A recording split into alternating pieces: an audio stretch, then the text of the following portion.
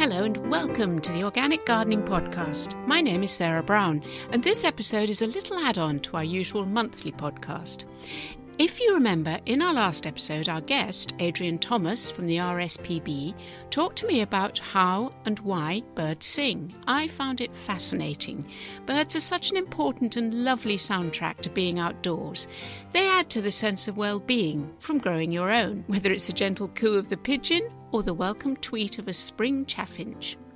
In this episode, I thought we could have fun identifying some of the most common birds, visitors to your garden, allotment or even your window box. Blackbirds and robins, yes, but also blue tits, finches and jackdaws, plus my own very favourite, the thrush.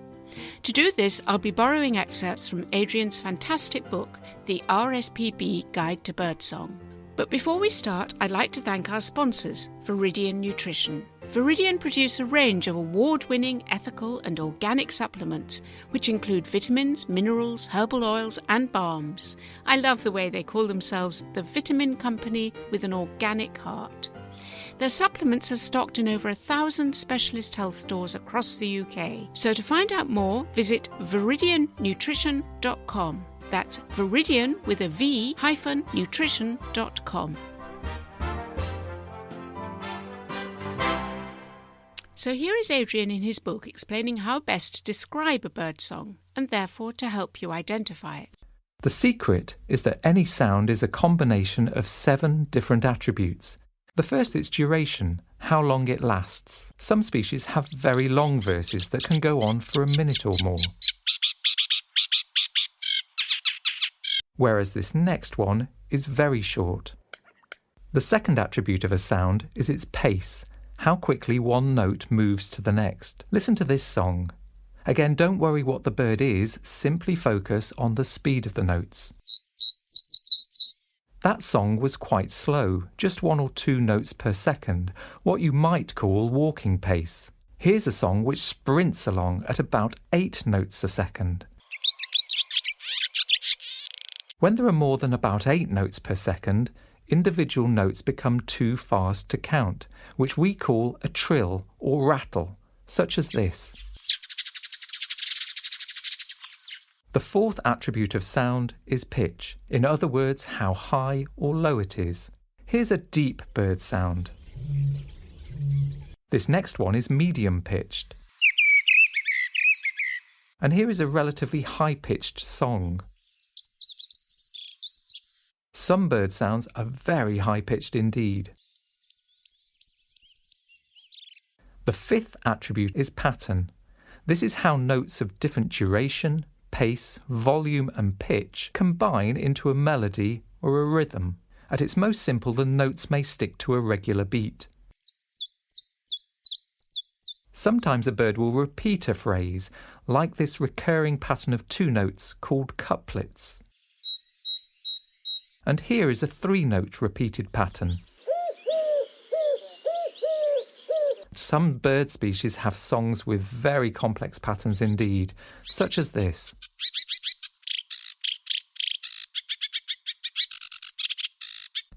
The 6th attribute of sound is called timbre. It's what some people call the tone or colour of a note. One way of describing a sound's timbre is by using adjectives such as husky, smooth, sweet or piercing. In speech, the timbre of sounds helps create what we recognise as words. This is called phonetic transcription. You probably know what this next bird is. I hear this as kick. Whereas to me, this one is chukka chukka. And this is wink wink. Even if you don't hear the sounds in quite the same way as I do, it will at least give you a starting point for turning them into your own words. The final attribute of sound is what I call overall effect. The idea is to step back and listen to the sound as a whole and see if it reminds you of anything. For example, this reminds me of a spinning coin. And to my ears, this is someone having a cheeky giggle. These kinds of visual image can help hold the sounds in your mind. Those are the 7 attributes of sound, and you can listen for any of them in all bird sounds. Now listen to this verse of a mystery bird song and imagine how you would describe the sound.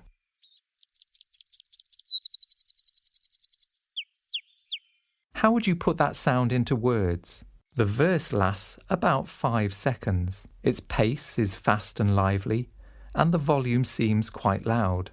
Although the pitch varies, it is fairly high. There are no mellow whistles, and the song has a pattern. It has 3 distinct phrases linked together, the middle phrase being a long, fast trill, and the last one is made up of what I'd call bouncy notes. Here it is again.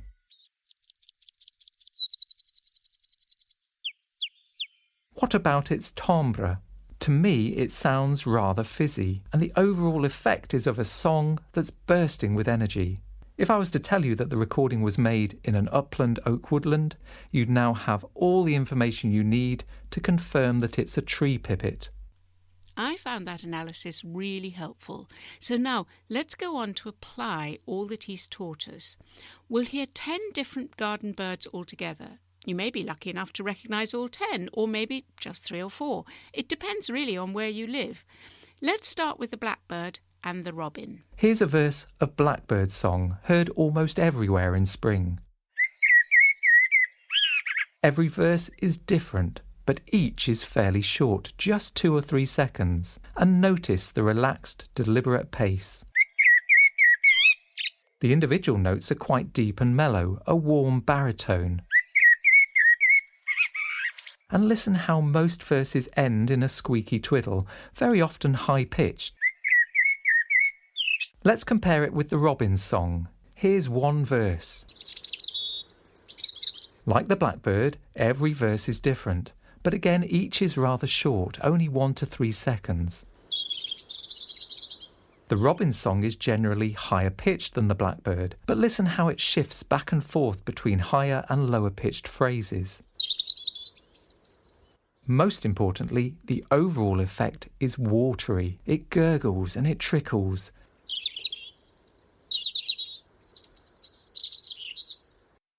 Did you know the robin is one of the few songbird species where both female and male sing, and they both have red breasts? As for the blackbird, well, for all their beautiful singing, as a gardener and someone who loves growing soft fruit, I admit I'm a little wary of them. I've seen them plunder my raspberries and strawberry bed. So if you don't want to share, be sure to net your fruit and make sure that the netting is firmly tied down and there are no holes. Otherwise the birds can get in and get trapped, which is really very distressing. Now we're going to hear a few more birds. I've paired them to help you recognise and remember them. First up, the cheeky blue tit and the great tit. Here's Adrian to explain the difference. The blue tit has a simple but variable song. The most frequent version starts with 2 or 3 very high introductory notes that then drop to a shimmery trill. There are simpler versions too, without the trill. The great tit's most familiar song is a bright and cheerful teacher, teacher. It's what we call a seesawing couplet and is repeated several times in a row.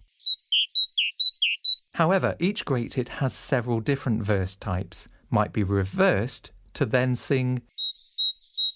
But the consistent theme to listen for with the great tit is its seesawing notes with a confident, ringing feel. Now let's contrast those with a couple of easier ones, the wood pigeon and the gentle collared dove. The wood pigeon's deep and lowing song is heard almost everywhere. It is repeated 3 or 4 times in a series, getting more insistent each time, and is a repeated 5-note phrase to the rhythm of "I don't want to go, I don't want to go." The collared dove's song is a simple repeated phrase of just 3 notes. Cuckoo-coo. It has been likened to a bored football fan chanting, "United, United." Collared dove also gives a distinctive call when landing, which sounds like Like most gardeners, I have a love-hate relationship with pigeons. They will strip my brassicas and the young leaves of my cherry tree, and their town cousins are a bully at the bird feeders. And yet, that wonderful cooing is surely one of the most peaceful sounds you can hear wherever you are outdoors. That and a cup of tea brings calm to the soul. Now Adrian's going to take us to some higher-pitched, smaller songbirds. This trio all come from the finch family, nearly all of whom you might be lucky enough to have feeding or nesting near you. I should perhaps have said right at the beginning that to bring birds into your growing area, be sure to plant some shrubs or bushes or cover your fence with ivy. This will provide safe cover and nesting areas for so many of our garden birds. So first let's hear the chaffinch, then the tiny goldfinch, and finally the greenfinch, which is a common visitor to our bird tables. The chaffinch's song is heard wherever there are mature trees. Each verse is bright and brash and lasts about 2 to 3 seconds. It drops in pitch step by step and then rounds off with a flourish. Imagine someone dancing a bold jig down the stairs and at the bottom doing a theatrical ta-da! For the greenfinch and the goldfinch, we're going to start with their calls, because they're the best way of getting to grips with their songs. First, the goldfinch. Its main call is tickle it. It may just say tickle or extend it to tickle-ickle. The song in full flow can sound like a random twittering, but listen how the tickle-it sounds are slotted in between fast, bright trills and longer notes. It all flows without pause and has a tinkling quality. The greenfinch has a range of rather attractive calls, the most frequent being a little trill, ji-ji-ji, or dibby-dib. This then forms the basis of the song, which is a string of different musical trills, usually separated from each other by a short pause.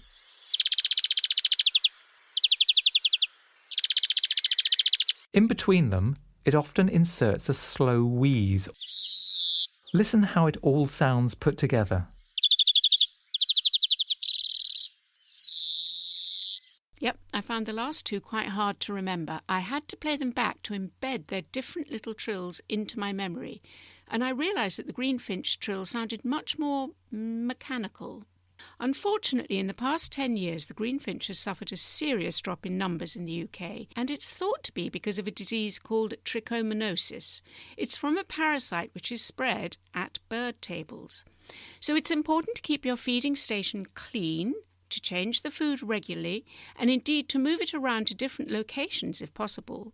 All this might help stop the spread of the disease. We've got plenty of information on how to feed birds safely on the Garden Organic website. Now let's go for a complete contrast. Do you remember in the last episode, Adrian distinguished between a bird's song and its call? Well, here are calls which you may well hear outside your house or your allotment. First, the jackdaw. The jackdaw is a vocal bird, rarely keeping quiet for long. The calls are short and high-pitched compared to those of the crows. The most characteristic are a happy chiak and chok. And now to finish, we'll listen to my own personal favourite, the melodious thrush. I have a number of old apple trees in my garden, and I'm often stopped in my tracks by the melody of the singing of the thrush. The song thrush has a magnificent song, which is unusual in its structure. The male sings a short phrase and then usually repeats it, maybe 2 or 3 times. He pauses for a moment and then repeats a totally different phrase.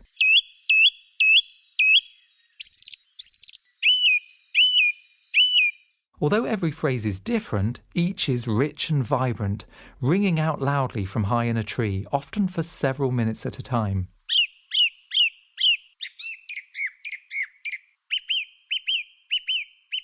Every once in a while, the male will sing a more complicated phrase full of twiddles that he doesn't repeat, but soon he returns to his pattern of sing, repeat and move on.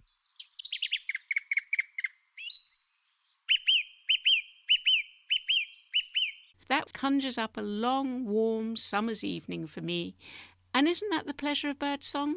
Giving us beauty in time and place. I hope you found this little birdsong tutorial helpful. There's plenty more in Adrian's book, and you can hunt for your own favourites. The book's called The RSPB Guide to Birdsong, and please, if you buy it, do so directly from the RSPB website, not from an online bookseller. That way you'll be supporting the charity by helping it benefit from the sale. And if you want to bring birds into your growing area, then we have plenty of advice on the Garden Organic website, gardenorganic.org.uk. Just search for birds. In our next episode, Chris and I get excited that spring is surely springing and the growing season can start. Our guest is Ashley Edwards, head gardener at the Horatio's Garden, designed specifically for hospital patients with spinal injuries. It's an inspiring listen. But bye for now, and thanks again to our sponsors, Viridian Nutrition.